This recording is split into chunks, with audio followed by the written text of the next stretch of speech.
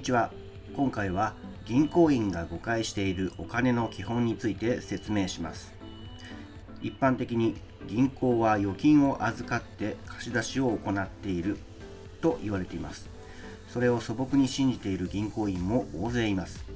実はこの話は完全に間違いなのです。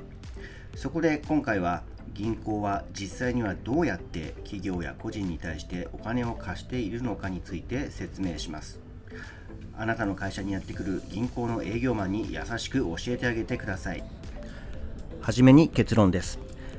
銀行が融資をするとき、借り主の通帳に貸し出す金額を記録します。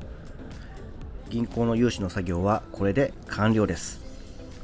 例えば、あなたが住宅ローンを借りた場合、一旦あなたの預金口座に借りた金額が入金されますが、すぐに住宅販売業者の銀行口座に振り込まれますので、あなたの預金残高は元の状態に戻ります。あなたは何十年もかけてローンの返済をしていくことになるんです。この話を聞いて何かおかしい、そんな虫のいい話はないと思った方もいるかもしれません。そんなあなたに一つ考えてほしいことがあります。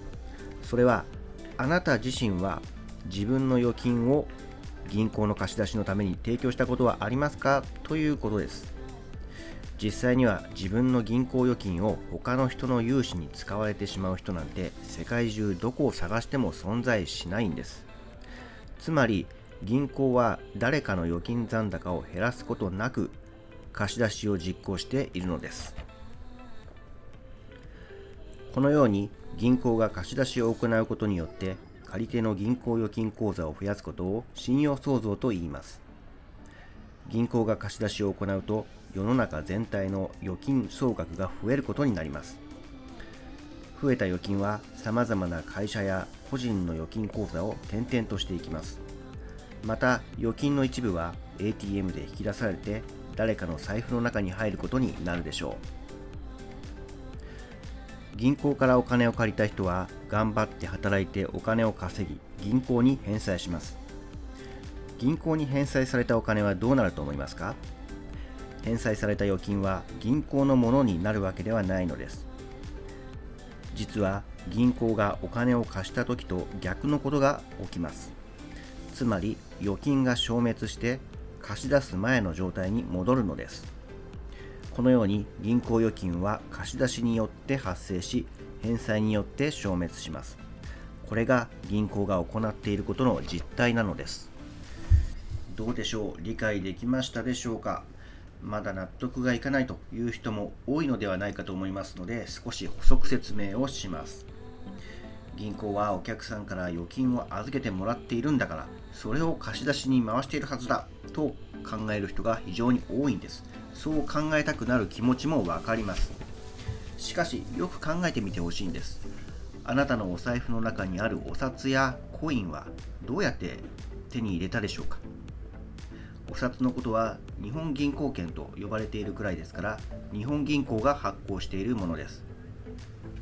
一般人は日本銀行から直接お金を受け取ることはありえませんので、あなたの手元にあるお札は日本銀行から銀行に送られ、誰かが預金口座から引き出すことで現金として流通しているものです。ということは、あなたが財布の中の1万円札を銀行に預けたところで、それはかつて誰かが預金口座から引き出した金額を元の預金口座の形に戻しているだけなんです。それならば、そもそも企業や個人が保有する銀行預金というものはどうやって発生したんだろうかということを疑問に思ってほしいんです。先ほどお話ししましたように、銀行が誰かにお金を貸し出した瞬間に預金が発生したというのが答えなんです。また、日本政府が国債を発行して財政支出を行った際にも銀行預金の総額が増えることになります。この話はまた別の動画で説明いたします。今回は銀行は預金を預かって貸し出しを行っているというのは間違いであるというお話をしました。実際には銀行が貸し出しを行った瞬間に新たな預金が生まれています。初めて聞いた人には信じられないかもしれませんが、これが事実です。新たに発生した預金は銀行が自由に使えるお金ではないということに注意してください。預金口座にあるお金はあくまで預金者が使うためのものなのです。この話は2022年3月15日、参議院財政金融委員会でも話題に上がりましたので、概要欄に URL を載せておきます。国会議員でも確認しておこうと思うくらい重要であり、かつ誤解している人が非常に多いポイントだということです。今回の動画は以上になります。また次の動画でお会いしましょう。